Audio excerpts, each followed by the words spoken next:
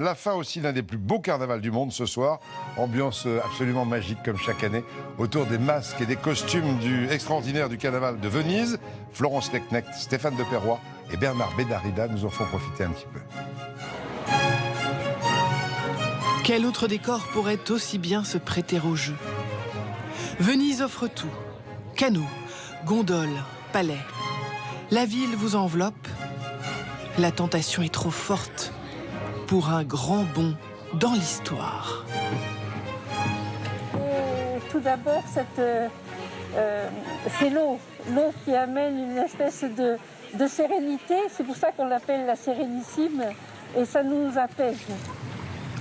Le cœur léger, le cœur battant, il est temps d'accoster, car le spectacle démarre ici, place Saint-Marc. Avec le rire d'un petit prince, quelques déambulations royales et soupirs masqués. Mais avant de triompher sur scène, est-ce que le fer est chaud? Il aura fallu œuvrer en coulisses et Nathalie ne négligera aucun fil égaré. Encore quelques fils. Elle prépare chaque carnaval, 6 mois à l'avance. Croquis recherche les 11 costumes de cette chambre proviennent de sa seule imagination. Elle est vraiment très très lourde, je ne l'ai pas pesée.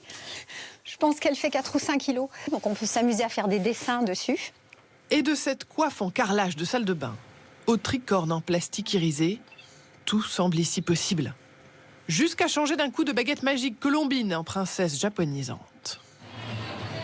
Dehors, les regards et les photographes offrent leur plus belle récompense au couple. Mais attention, le carnaval est aussi un combat sans merci. Et dans les salons, la rivalité s'installe. Il s'agit de défendre pied à pied son costume. Grosso modo, il y a à peu près 230 mètres de dentelle et 20 mètres de galons brodés. Voilà. On est un peu comme à Versailles, on joue un peu comme des enfants aux intrigues. Un jeu de rôle qui démarre au petit matin.